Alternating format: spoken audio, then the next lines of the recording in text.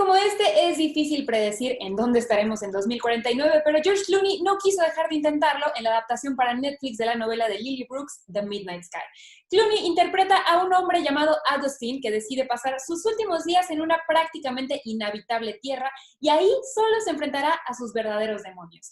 Esta película también es protagonizada por Felicity Jones, David Oyelowo, Kyle Chandler y Demian Bichir. Y estuvimos con ellos para conocer qué hay detrás de The Midnight Sky.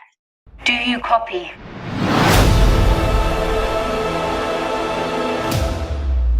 We have to get to that antenna.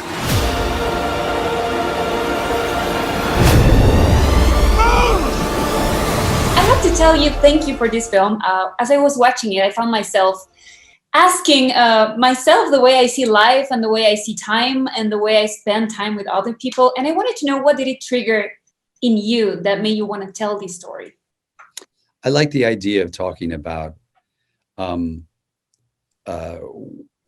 we do this every once in a while as a world, but as a country, my country in particular right now, we do these things where we head in the wrong direction for periods of time.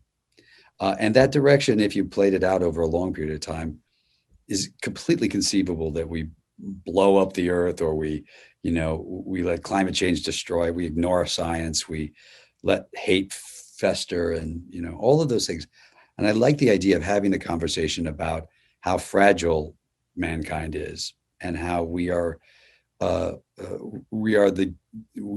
keepers of that, and it is our responsibility to make sure that the generations that follow us are given an opportunity to grow.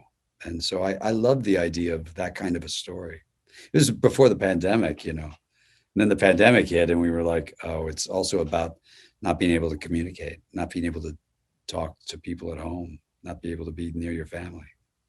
I feel like your characters are kind of the heart of the film. They got straight to my heart. And that's mainly because of that conversation they have about time and the way we spend time. So I want to know if your perception on time and what you're doing with your lives somehow changed after being part of this film.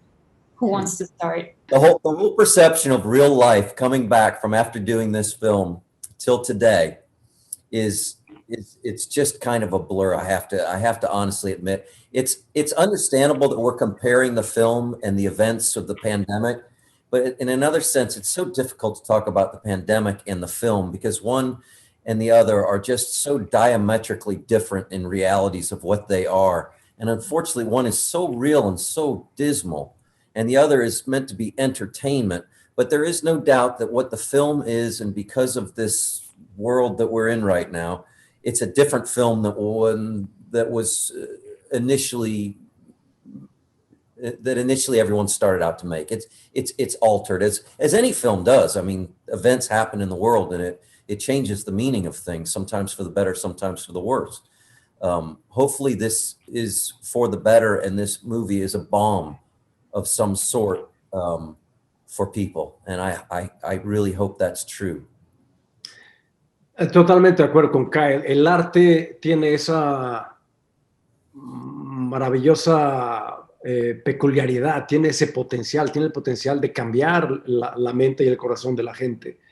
Yo estoy seguro de que esta película además no podría ser más puntual en muchos sentidos. Entonces, a mí lo que me ocurrió como espectador cuando la vi, después de haberla filmado y demás, es que me conmovió hasta las lágrimas.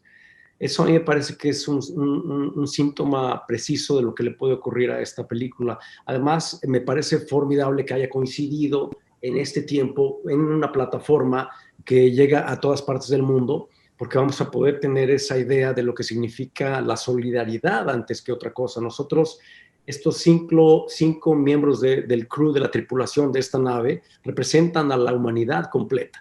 Somos completamente distintos entre nosotros y sabemos que dependemos el uno del otro. Esa es la gran lección de esta pandemia. You know, guys, I love your characters. I love what they represent. And I have to ask you, if you were to leave Earth, what would be the one thing you would miss the most? And what would be the one thing you would be happy you don't have to deal with anymore? Oh, wow. Well, it's an interesting question because I think for our characters, we've deliberately extricated ourselves from the planet because whatever family means to us is something to get away from. in a sense. But for me personally, to be away from my wife and kids would be unimaginable, unthinkable. I would take death over that, to be perfectly frank. The things that I wouldn't miss particularly, gosh, it would be great to get away from Corona, wouldn't it? Please. I will take that for sure. And you, Felicity? Yeah, I mean, along the same lines, I would be, family. You don't want to be apart from them for a second. But I don't know. I never really wanted to go up into space. I've actually never had the desire to do it. So it was interesting to explore it through a character. But I think I'm definitely earthbound, and I'm happy to see it through on Earth. I'm kind of happy that you are here too. Amazing work. Really, I guess I really felt connected to it because it seems to me that he's the kind of person who would sacrifice and give up everything for his passion. And I want to ask you, because you also chose a career that's time demanding and a lot of things. Where's that fine line between sacrifice and maybe missing things that might be more important later in life? How can you tell? Because I feel like you've done it perfectly. Well, people would have criticized me 7 years ago before I started dating Amal that, what I was missing was, a relationship and children and all those things. I got that now. So, the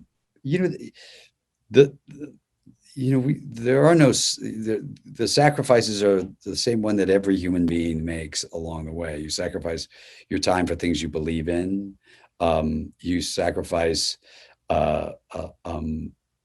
you try to spend your days and nights doing as best you can for your family, and then moving outward for your friends and family, and moving outwards from there to the rest of the world. And if you have an opportunity to do that, a lot of people have 3 jobs and they don't have the time to do that. They just have to take care of their family. I'm lucky enough to be able to spend my time looking at other things besides my career. And I consider that a responsibility. I feel like, whom much is given, much is expected.